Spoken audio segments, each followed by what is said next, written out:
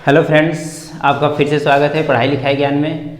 जैसा कि पिछले वीडियो में हमने टेंस के बारे में बताया था। टेंस 3 प्रकार के होते हैं और तीनों के हमने 4 भेद भी बताए थे और तीनों को हमने एक्सप्लेन भी किया था। अब हम बारी बारी से एक एक टेंस को एक्सप्लेन करते हुए चलते हैं। तो हमारा पहला टेंस है present indefinite tense. Present indefinite tense यानी कि अनिश्चित वर्तमान काल। और प्रेजेंट इंडेफिनिट टेंस कोई भी टेंस अगर यदि हम पढ़ना चाहते हैं तो सबसे पहले कोई भी ट्रांसलेशन बनाने से पहले उस टेंस के सभी प्रकार के पहचान को जानना जरूरी होता है। जब तक हम वाक्य की पहचान नहीं कर सकते हैं तब तक तो हम कुछ ट्रांसलेट कर ही नहीं सकते। और बिना पहचान के कोई भी व्यक्ति ट्रांसलेट यदि करता है तो गलत करता है। एग्जाम्पल ग्रुप में हम ये देख सकते हैं कि जिस तरह से हम बीमार होते हैं और डॉक्टर के पास जाते हैं तो डॉक्टर सबसे पहले अपना स्टेथोस्कोप, जिसे हम लोग आला बोलते हैं, वो हमारा लगा के चेक करता है, हमारी बॉडी को चेक करता है। चेक करने के बाद वो इस नतीजे पर पहुँचता है कि कौन सी बीमारी है। बीमारी का पहचान करके उसी अनुसार दवा देता है। ठीक उसी प्रकार हम लोग भी अपना स्टेथोस्कोप उठाएंगे और वाक्य को, सेंटेंस को चेक करेंगे कि इस सेंटेंस को कौन सा रूल लगा के ट्रांसलेट करना है। तो हम सबसे पहले हम रोगों के लक्षण डॉक्टर पहचानता है तो हम सेंटेंस के लक्षण पहचान लें। सेंटेंस की पहचान तो कर लें, कैसे बनाना है, क्या क्या पहचान हो सकती है, उसका इंट्रोडक्शन क्या है, कैसा उसके लक्षण दिखाई देते हैं, उसकी परिचय क्या है। तो सबसे पहले हम देखते हैं तो प्रेजेंट इंडेफिनिट टेंस का जो परिचय है, इसका जो पहचान है, इसका जो इंट्रोडक्शन है वो है इस टेंस में आदत सदा सत्य रहने वाली घटना तथा वर्तमान काल में होना पाया जाता है। तथा वर्तमान काल में, यहाँ पे देखिए कार्य छूट गया है, तथा कार्य का वर्तमान काल में होना पाया जाता है। प्रायः हिंदी वाक्य की क्रिया के अंत में, कभी कभी लोग सिर्फ बोल देते हैं वाक्य के अंत में। वाक्य के अंत में तो किस चीज में पहचान होता है? क्रिया के अंत में। ये चीज आप विशेष ध्यान दीजिएगा। हिंदी वाक्य की क्रिया के अंत में ता है, ती है, ते हैं, ता हूँ आदि शब्द आते हैं। अब थोड़ा सा एग्जाम्पल के रूप में समझ लेते हैं कि किस तरह से वाक्य, जैसे आदत होती है, आदत की बात की जाए तो आदत में आ जाता है जैसे कुत्ते भौंकते हैं, कुत्ते भौंकते हैं, कुत्ते भौंकते हैं। अब देखिए भौंकना कुत्तों की आदत है, भौंकना कुत्ते की आदत है तो इसमें आदत दिखाई दे रही है। और एक हमारी जो पहचान है लास्ट में ता है, ती है, ते हैं, ये भी आ रहा है, ता लास्ट में ते हैं। और दूसरा हम सेंटेंस ले लेते हैं, सूर्य पूरब से उदय होता है।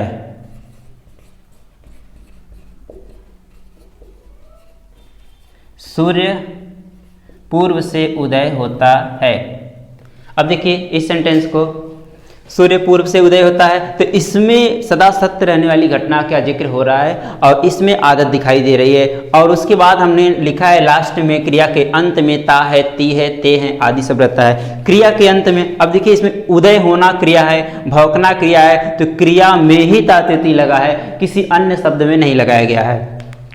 आगे हम इसको ट्रांसलेट करने का रूल देख लेते हैं। फर्स्ट रूल हमारा है ही, सी, इट, किसी एक व्यक्ति का नाम तथा सिंगुलर सब्जेक्ट। हमें मेन क्या चीज ध्यान देना है? Singular subject. यदि सिंगुलर सब्जेक्ट हमको मिलता है तो सिंगुलर सब्जेक्ट के साथ मेन वर्ब मुख्य क्रिया में यस या ईएस जोड़ देते हैं। यदि हमको मेन वर्ब मिला मुख्य क्रिया में यस या ईएस जोड़ देते हैं। कब जोड़ेंगे? जब हमको सिंगुलर सब्जेक्ट मिलेगा तब। सिंगुलर सब्जेक्ट यदि मिला तो हम मुख्य क्रिया में एस या ईएस जोड़ देते हैं। दूसरा रूल देख लेते हैं, आई, वी, दे, यू तथा अन्य सभी प्लूरल सब्जेक्ट। और यदि प्लूरल सब्जेक्ट मिला हमको, प्लूरल सब्जेक्ट का मतलब बहुवचन सब्जेक्ट, बहुवचन कर्ता के साथ मेन वर्ब में मुख्य क्रिया में यस या ईएस नहीं जोड़ते हैं। यदि सिंगुलर सब्जेक्ट यानी कि एक वचन का कर्ता मिले तब तो हमको एस या ईएस जोड़ना है मुख्य क्रिया में, और प्लूरल सब्जेक्ट मिलता है तब ये मुख्य क्रिया में एस या ईएस नहीं जोड़ना है। अच्छा, कुछ रूल्स ऐसे हैं जो शायद कोई बताता नहीं कि यस और ईएस कहाँ कहाँ जोड़ा जाता है। क्रिया में यस, कहीं पे यस, कभी ईएस लगाया जाता है, तो इसको भी हम कंफर्म कर देना चाहते हैं। नोट में हमने बता दिया है, यदि वर्ब्स के अंत में s, s h, c h, x तथा ओ आए तो ई एस लगाते हैं। क्या क्या याद रखिएगा, s, s h, c h, x तथा ओ आए तो ई एस लगाते हैं, तथा इसके अलावा अन्य सभी जितनी भी क्रियाएं हैं उन सब में सिर्फ यस लगाते हैं। ये ध्यान रहे कि ये जो लिखे गए हैं जरूरी नहीं है, कभी कभी इनके अपवाद भी मिलते हैं। तो अंग्रेजी में बहुत सारे अपवाद होते हैं तो हम उसकी तरफ ध्यान नहीं देंगे, लेकिन ज़्यादातर संभावना इसी पे होती है कि s, s h, c h, x तथा ओ अगर यदि आता है तो हमको ई एस लगाना है। अब देखते हैं हमको ट्रांसलेट करना है, तो ट्रांसलेट कैसे करते हैं। तो ट्रांसलेट करने का सबसे पहले हमको स्ट्रक्चर देखना होगा। स्ट्रक्चर हमारा क्या है ये देख लीजिए। बनाने ट्रांसलेट को करने का तरीका क्या है, यदि सबसे पहले हम लोग सब्जेक्ट लिखते हैं, सब्जेक्ट के बाद वर्ब का फर्स्ट फॉर्म होता है, और यदि सिंगुलर हुआ तब तो उसमें यस या यस लगाएंगे, प्लूरल हुआ तो यस या यस नहीं लगाएंगे। प्लूरल हुआ तो सिर्फ क्या लिखेंगे, वर्ब का फर्स्ट फॉर्म, ये प्लूरल के लिए है, और सिंगुलर के लिए ये सिंगुलर सब्जेक्ट रहेगा तो ऐसे ही एस लगा देंगे, प्लूरल सब्जेक्ट हुआ तो नहीं लगाएंगे। उसके तुरंत बाद क्या लगाएंगे, ऑब्जेक्ट यानी कि कर्म, उसके बाद अदर वर्ड्स अन्य चीजें, उसके बाद हम लोग क्या लिखते हैं, प्लेस। यदि सेंटेंस में प्लेस का जिक्र किया गया है तब उस सबसे पहले प्लेस राइट करेंगे, यदि टाइम का भी जिक्र हुआ है तो उसके बाद टाइम का जिक्र कर देंगे। चलिए हम लोग ट्रांसलेट करके देख लेते हैं। जैसे कुत्ते भौंकते हैं, फर्स्ट हमारा सेंटेंस है कुत्ते भौंकते हैं, तो कुत्ते भौंकते हैं, एक कुत्ता भौंकता है या सारे कुत्ते भौंकते हैं, सारे कुत्ते भौंकते हैं। कुत्ते की भौंकना आदत है, और तो आदत प्रेजेंट इंडेफिनिट टेंस में ही दिखाया जाता है, तो इसको भी हम ट्रांसलेट करते हैं कुत्ते यानी कि डॉग्स, प्लूरल में है, एक कुत्ता है नहीं, सिंगुलर नहीं है, प्लूरल है। डॉग्स भौंकना का क्या हो जाता है, हमने सबसे पहले सब्जेक्ट राइट कर दिया, अब हमको वर्ब राइट करना है। ये प्लूरल है तो वर्ब का फर्स्ट फॉर्म राइट करेंगे, वर्ब का फर्स्ट फॉर्म भौंकना का होता है बार्क,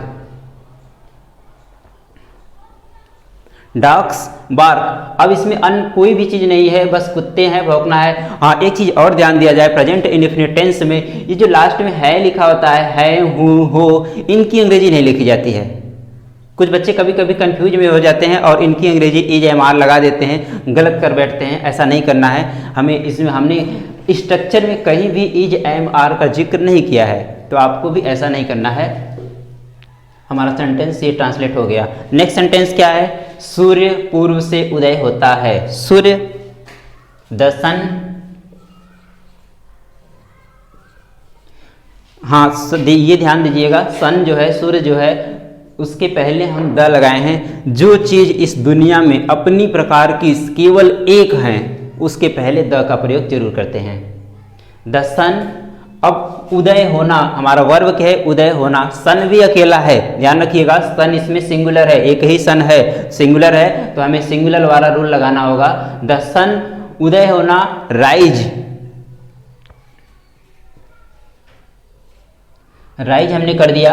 अब इसमें हमको एस लगाना है या ई एस, ये ध्यान देंगे। तो हमने जैसा कि बताया कि यदि क्रिया के अंत में s, s h, c h, x तथा ओ आए तब उनके साथ ई एस लगाना है, वरना उसके अलावा सभी क्रिया में सिर्फ एस लगाना है। तो इसमें न तो एस है, न एस एच है, न सी एच, न एक्स तथा ओ, कुछ भी नहीं है, तो हमको क्या लगाना पड़ेगा, सिर्फ यस लगाना पड़ेगा। द सन राइजेज, पूर्व से के बजाय यहाँ पे आप में लिख दें, इन द ईस्ट। ये रहा आपका सेंटेंस, ट्रांसलेट हो गया। एक और सेंटेंस देख लेते हैं।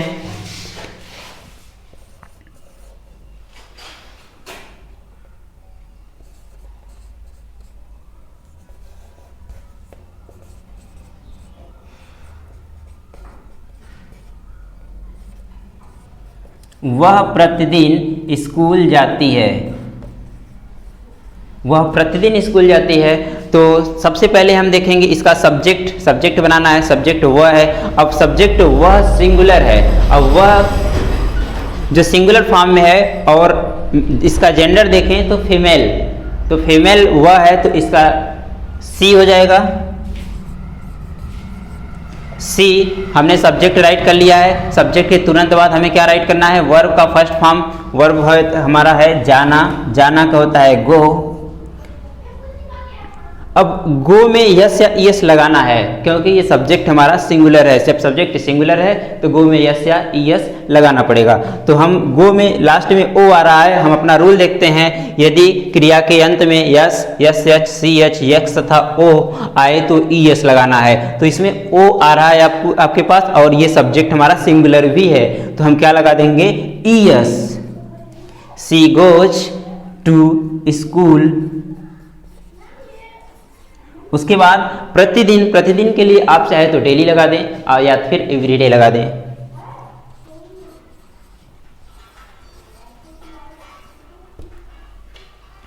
ये आपको हमने प्रेजेंट इंडेफिनिट टेंस के सिंपल चीज़ें पढ़ा दिया है, और इसके कुछ और एग्जांपल्स हैं और एग्जांपल्स आपको फिर नेक्स्ट वीडियो में प्रोवाइड कर दिया जाएगा। अभी इसके निगेटिव और इंट्रोगेटिव सेंटेंस भी है, आपको बताना है, और प्रेजेंट डेफिनिट टेंस में कुछ ऐसे निगेटिव और इंट्रोगेटिव है जो आपको जानने जरूरी है। प्रेजेंट डेफिनिट टेंस एक ऐसा टेंस है जिसमें हम बहुत सारे कार्य करते हैं, बहुतायत इसका यूज होता है, क्रिकेट की कमेंट्री भी बोलना होता है, तो प्रेजेंट इंडेफिनिट टेंस का प्रयोग करते हैं। तो हम इसको थोड़ा सा विस्तार से जानेंगे, और विस्तार से जानने के लिए आपसे सहयोग चाहते हैं कि आप इस वीडियो को शेयर करें और सब्सक्राइब करें, लाइक करें। धन्यवाद।